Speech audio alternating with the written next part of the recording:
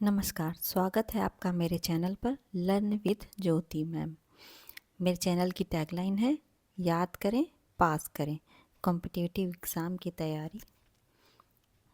तैयारी में और आसान बनाने के लिए आपके साथ खड़ी हूँ। तो आइए शुरू करते हैं आज का टॉपिक। आज का टॉपिक हमने पढ़ेंगे सैंधव सभ्यता। हमने कंप्लीट किया था पार्ट 1। अब हम देखेंगे सैंधव सभ्यता का पार्ट 2। सैंधव सभ्यता की आर्थिक, सामाजिक और धार्मिक स्थिति को अब हम पढ़ेंगे। सैंधव सभ्यता की सामाजिक स्थिति को देखेंगे अब हम। पहले हम देखेंगे सामाजिक स्थिति को। ये पिछले टॉपिक में भी हमने पढ़ाया था। सैंधव सभ्यता का समाज 4 वर्गों में विभाजित था। सैंधव सभ्यता का समाज 4 वर्गों में विभाजित था। पहला बुद्धिजीव वर्ग, दूसरा योद्धा वर्ग, तीसरा वणिक वर्ग माने व्यापारिक वर्ग, वणिक वर्ग या व्यापारिक वर्ग, चौथा श्रमिक वर्ग। सैंधव समाज मात्र सत्तात्मक समाज था। आप लोग भी मेरे साथ साथ रिपीट करिएगा। सैंधव समाज मात्र सत्तात्मक समाज था। सैंधव समाज मात्र सत्तात्मक समाज था क्योंकि यहाँ से नारियों की मृण मूर्तियाँ अधिक मिली हैं। क्योंकि यहाँ से नारियों की मिट्टी की मूर्तियाँ अधिक मिली हैं। सैंधव समाज मात्र सत्तात्मक समाज था क्योंकि यहाँ से नारियों की मृण मूर्तियाँ अधिक मिली हैं। लोथल और कालीबंगा से युगल सावधान मिलने के कारण सती प्रथा का अनुमान भी लगाया जाता है। लोथल और कालीबंगा से युगल सावधान मिलने के कारण सती प्रथा का अनुमान भी लगाया जाता है। लोथल और कालीबंगा से, कालीबंगा राजस्थान में, लोथल गुजरात में, दोनों जगहों से युगल सावधान मिले हैं जिस कारण से सती प्रथा का अनुमान भी लगाया जाता है। सैंधव लोग शाकाहारी और मांसाहारी दोनों होते थे। सैंधव लोग मांसाहारी और शाकाहारी दोनों थे। सैंधव लोग शाकाहारी और मांसाहारी दोनों थे। सैंधव लोग पासे का खेल, शिकार और नृत्य से मनोरंजन करते थे। सैंधव लोग के मनोरंजन के साधन थे पासे का खेल,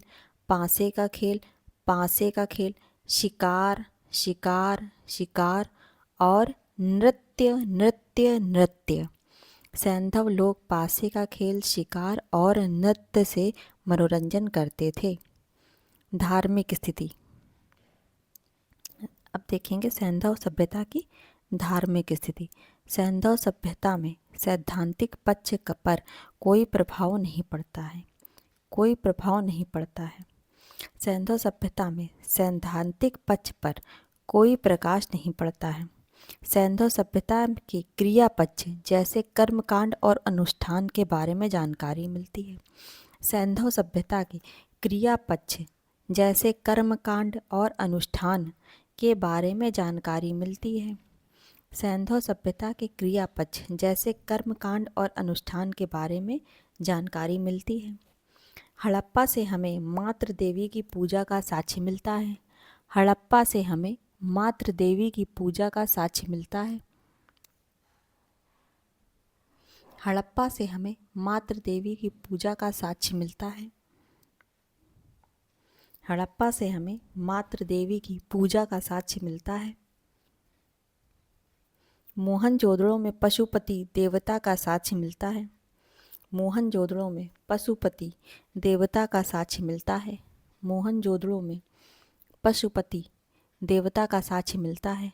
मोहनजोदड़ो में पशुपति देवता का साक्ष्य मिलता है।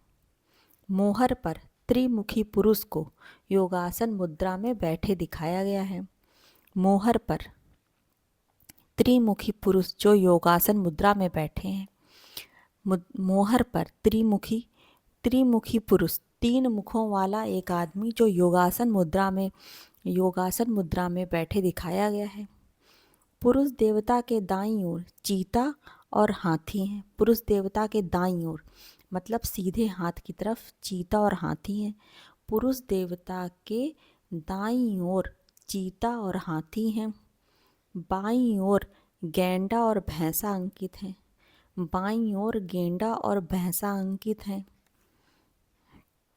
बाईं ओर गेंडा और भैंसा अंकित है। सैंधव लोग कूपड़ वाले बैल की पूजा करते थे। सैंधव लोग कूबड़ वाले बैल की पूजा करते थे। सैंधव लोग कूबड़ वाले बैल की पूजा करते थे। सैंधव लोग वृक्ष पूजा, नाग पूजा और जल पूजा में विश्वास करते थे। सैंधव लोग वृक्ष पूजा, नाग पूजा और जल पूजा में विश्वास करते थे। सैंधव सभ्यता की नगर योजना। अब हम देखेंगे सैंधव सभ्यता की नगर योजना। सैंधव सभ्यता के सभी नगर एक दूसरे से जाल की तरह जुड़े हुए थे। सैंधव सभ्यता के सभी नगर एक दूसरे से जाल की तरह जुड़े हुए थे। प्रत्येक नगर की सड़कें एक दूसरे को समकोण पर काटती थीं। प्रत्येक नगर की सड़कें एक दूसरे को समकोण पर काटती थीं। सैंधव सभ्यता के नगर पूर्वी तथा पश्चिमी टीले में विभाजित थे। सैंधव सभ्यता के जो नगर थे वो पूर्वी और पश्चिमी टीले में विभाजित थे। पश्चिमी टीला अपेक्षाकृत ऊंचे थे। पश्चिमी टीले अपेक्षाकृत ऊंचे थे। इनको रक्षा प्राचीरों से घेरा गया था। उनके चारों तरफ बाउंड्री थी, रक्षा प्राचीरें थीं। जबकि पूर्वी टीला अपेक्षाकृत नीचे था और कोई रक्षा प्राचीर नहीं थी। पूर्वी टीला अपेक्षाकृत नीचे था और कोई रक्षा प्राचीर नहीं थी। सैंधव सभ्यता के नगर पूर्वी और पश्चिमी टीले में विभाजित थे। पश्चिमी टीले का क्षेत्रफल और जनसंख्या कम थी। पश्चिमी टीले का क्षेत्रफल और जनसंख्या कम थी। पश्चिमी टीले का क्षेत्रफल और जनसंख्या कम थी, जबकि पूर्वी टीले की जनसंख्या और क्षेत्रफल ज़्यादा थे। जबकि पूर्वी टीले की जनसंख्या और क्षेत्रफल दोनों ही ज़्यादा थे। घरों के मुख्य द्वार पीछे की तरफ होते थे। घरों के जो मुख्य द्वार हैं वो पीछे की तरफ होते थे। घरों के मुख्य द्वार पीछे की तरफ होते थे। घरों के मुख्य द्वार पीछे की तरफ होते थे। सैंधव सभ्यता की राजनीतिक स्थिति देखते हैं। सैंधव सभ्यता की राजनीतिक स्थिति देखते हैं। सैंधव सभ्यता की वास्तविक राजनीतिक स्थिति के बारे में जानकारी नहीं मिलती है। सैंधव सभ्यता की वास्तविक राजनीतिक स्थिति के बारे में कोई जानकारी प्राप्त नहीं होती है। सैंधव सभ्यता की वास्तविक राजनीतिक स्थिति के बारे में कोई जानकारी प्राप्त नहीं होती है। इसके विपरीत हमें मेसोपोटामिया की सभ्यता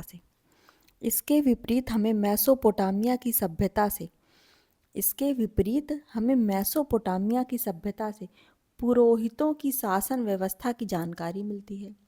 मेसोपोटामिया में पुरोहितों का शासन था। मेसोपोटामिया में पुरोहितों का शासन था। मेसोपोटामिया में किसका शासन था? पुरोहितों का शासन था।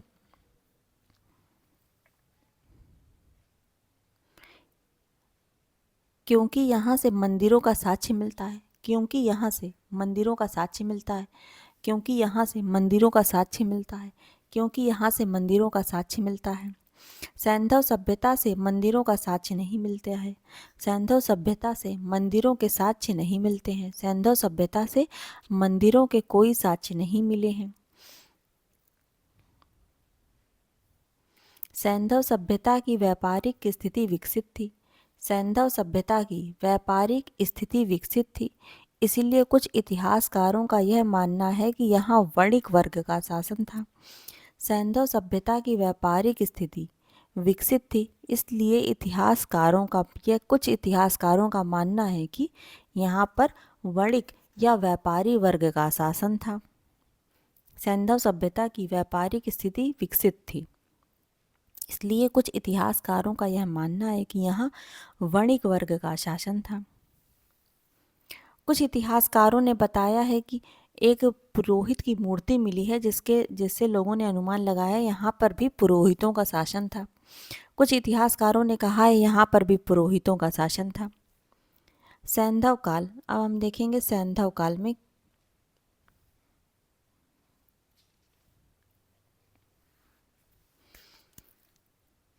सैंधव काल से पहले हम सैंधव सभ्यता की आर्थिक जीवन देख लेते हैं।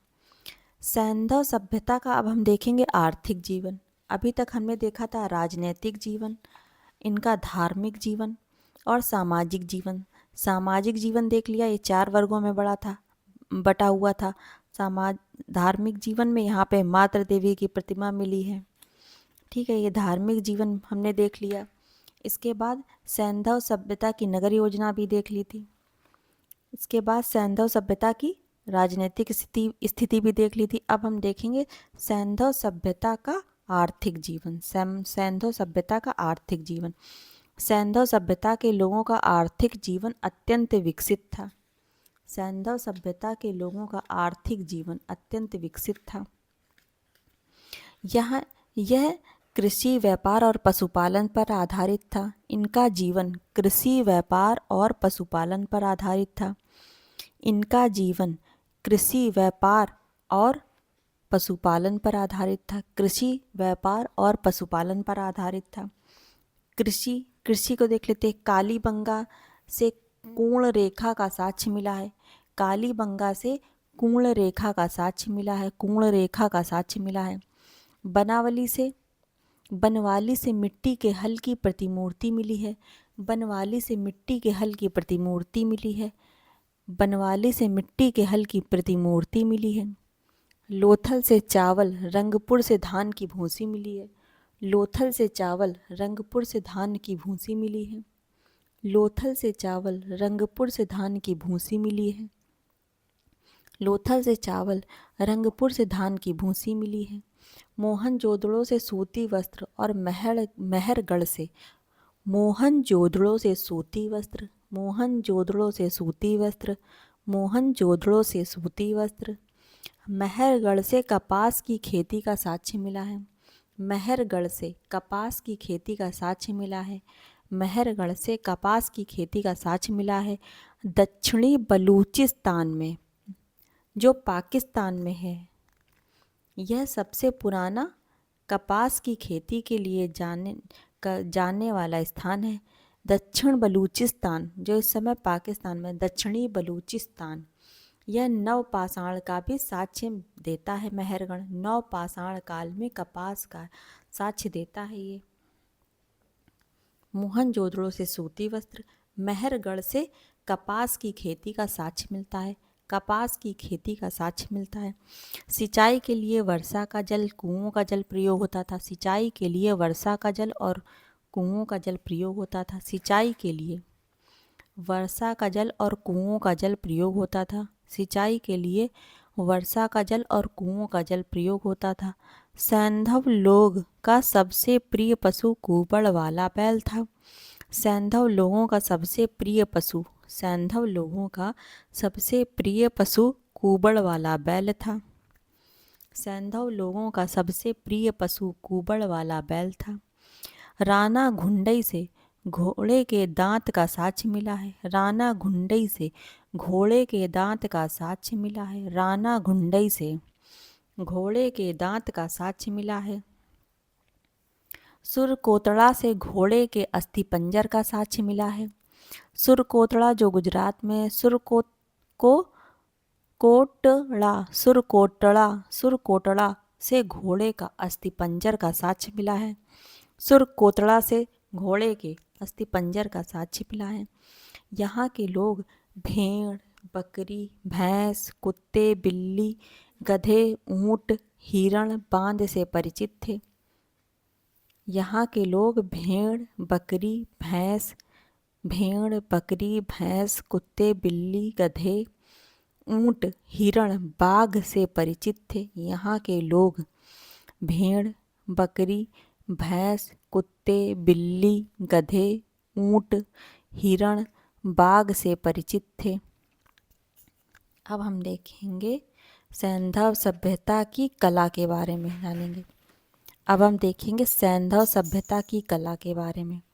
सैंधव कला के अंतर्गत प्रस्तर मूर्तियाँ, मोहरे, मृद भांड, मनके और कला के अन्य सौंदर्य बोध को रखा जाता है।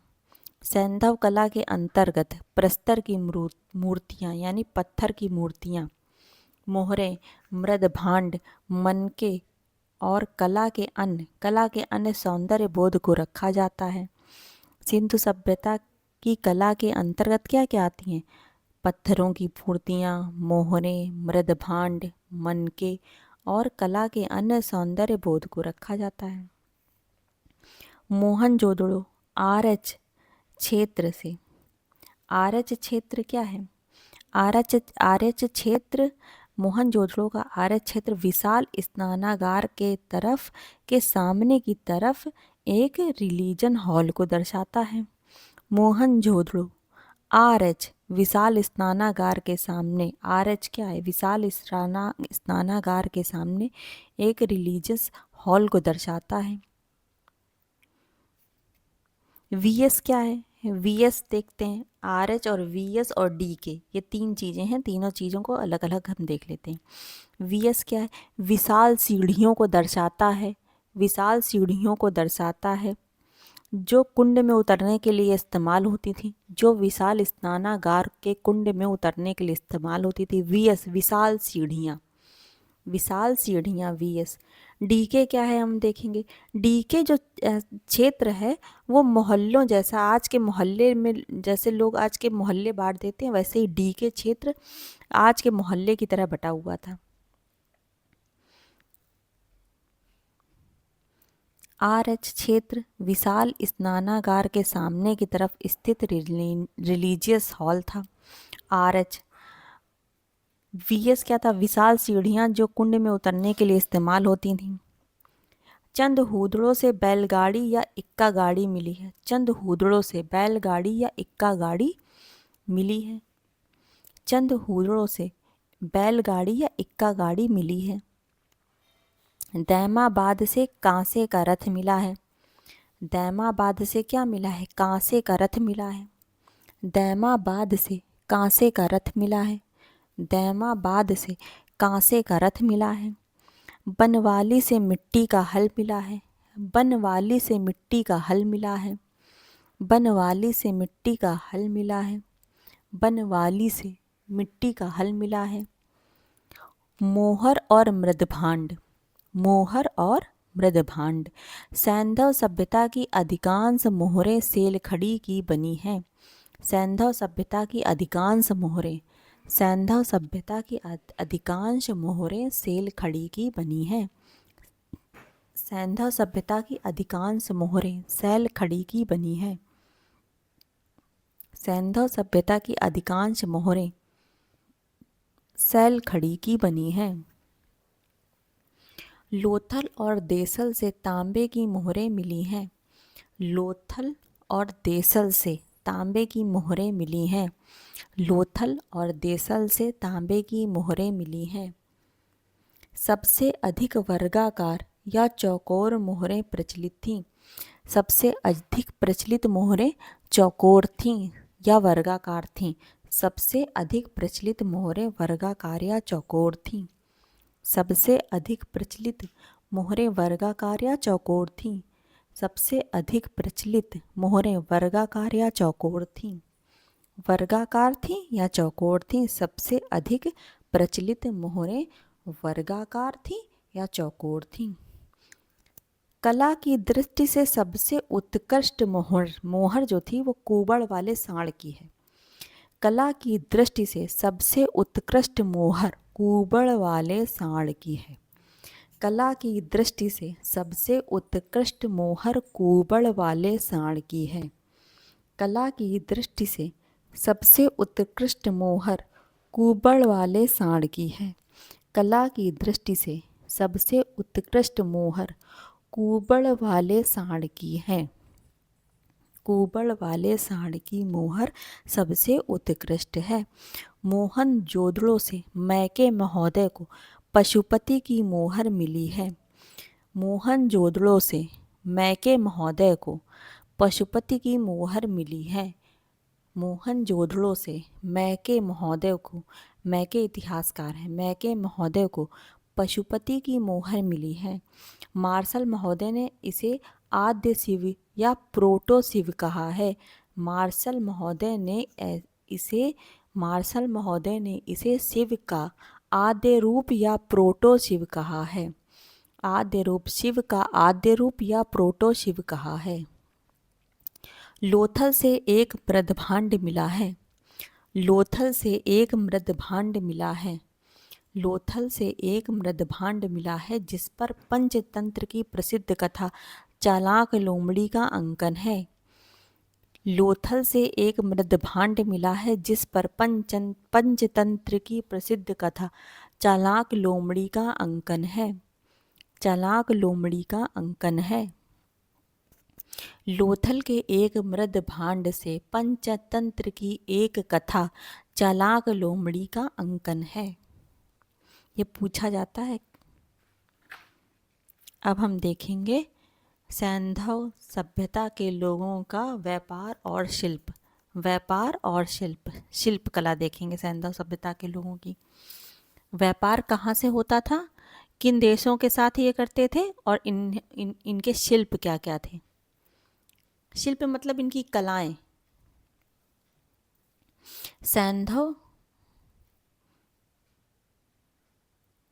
सैंधव लोग आंतरिक और बाह्य दोनों प्रकार के व्यापार करते थे। सैंधव लोग आंतरिक और बाह्य दोनों प्रकार के व्यापार करते थे।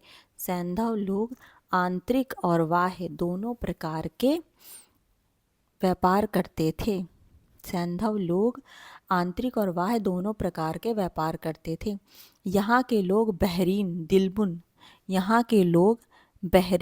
दिलमुन, पुराने ज़माने का नाम दिलमुन मेलुहा सिंध और मकरान तट से व्यापार करते थे। मेहुला बहरीन, यहाँ के लोग बहरीन, सिंध और मकरान तट से व्यापार करते थे। बहरीन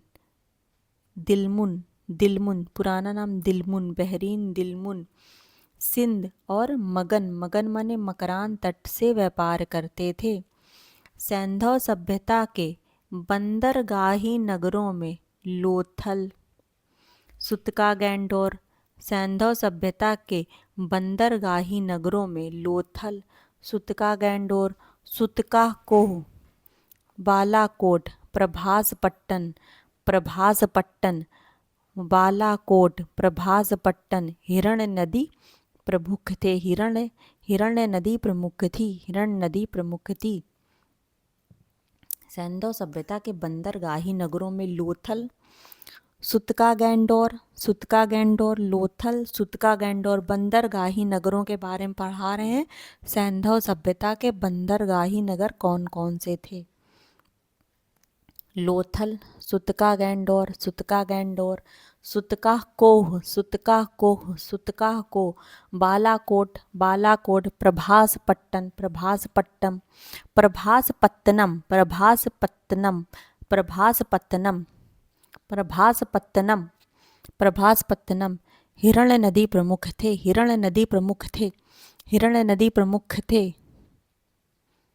हिरण्य नदी प्रमुख थे।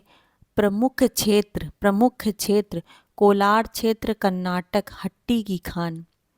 कोलार क्षेत्र, अब देखेंगे प्रमुख क्षेत्र और प्रमुख वस्तुएं। प्रमुख क्षेत्र और प्रमुख वस्तुएं। कोलार क्षेत्र में क्या था, कर्नाटक। कोलार क्षेत्र कहाँ है, कर्नाटक में। हट्टी की खान, वहाँ से सोना निकालते थे। हट्टी की खान, वहाँ से क्या क्या प्राप्त हुआ है, प्राप्त वस्तुएं, सोना प्राप्त हुआ है। प्रमुख क्षेत्र और प्राप्त वस्तुएं। कोलार का क्षेत्र कर्नाटक, हट्टी की खान, सोना मिला है। अजमेर राजस्थान से सीसा मिला है। कश्मीर से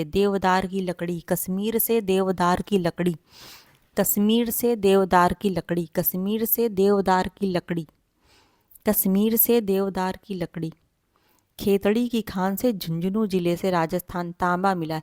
खेतड़ी की खान से तांबा मिला है। खेतड़ी की खान झुंझुनू जिले से राजस्थान के तांबा मिला है। तांबा मिला है। खेतड़ी की खान झुंझुनू जिले के राजस्थान से तांबा मिला है। खेतड़ी की खान राजस्थान से तांबा मिला है। झुंझुनू जिले में है खेतड़ी की खान। खेतड़ी की खान झुंझुनू जिले में है, तांबा मिला है। कच्छ क्षेत्र से मन का कारखाना मिला है। कच्छ क्षेत्र से मन का कारखाना मिला है। कच्छ क्षेत्र से मन का कारखाना मिला है। कच्छ क्षेत्र से मन का कारखाना मिला है। कच्छ क्षेत्र से मन का कारखाना मिला है।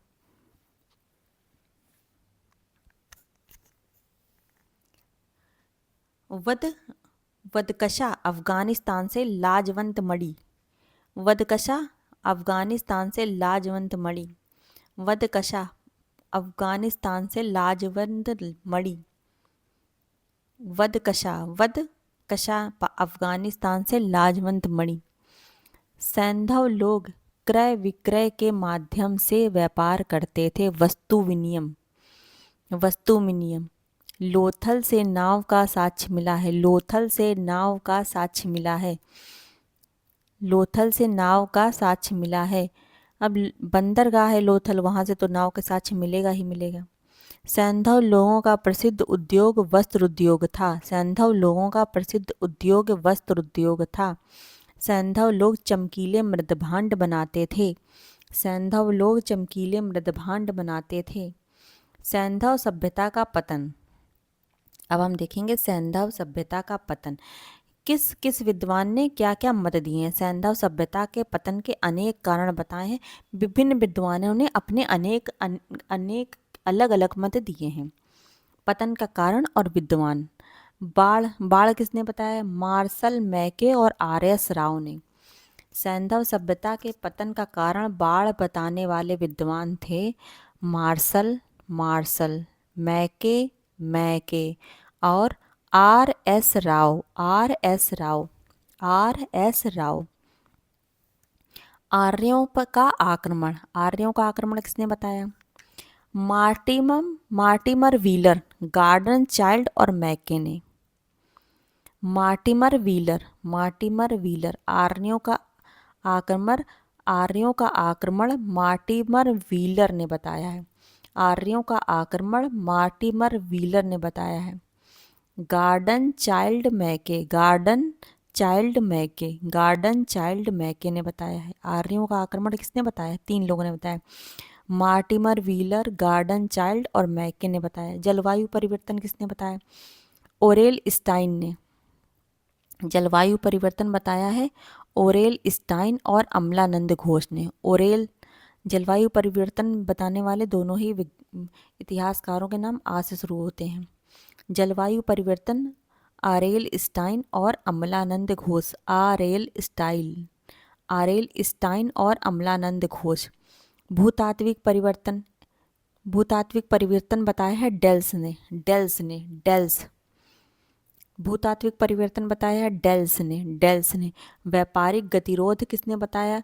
अल्ब्राइट ने। व्यापारिक गतिरोध बताया है अल्ब्राइट ने।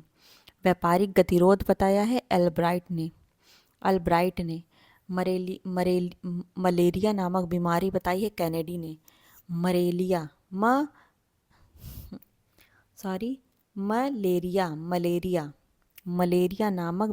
महामारी। मलेरिया नामक महामारी बताई है कैनेडी ने बताई है। मलेरिया नामक महामारी कैनेडी ने बताई है। मलेरिया नामक महामारी कैनेडी ने बताई है। अब हम एक बार रिवीजन कर लें कि इसमें सैंधव सभ्यता में हम लोगों ने क्या क्या पढ़ा था।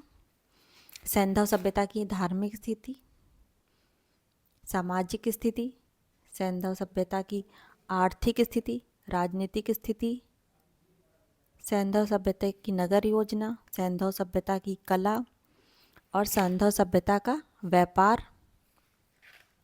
व्यापार और शिल्प, और सैंधव सभ्यता के प्रमुख क्षेत्र जहाँ से मिला है और प्राप्त वस्तु सैंधव सभ्यता के पतन के कारण। इतना हमने पढ़ाया है। आज से हमारी सैंधव सभ्यता कंप्लीट होती है। अगर अच्छा लगा हो कंटेंट तो लाइक शेयर एंड सब्सक्राइब ज़रूर करिएगा।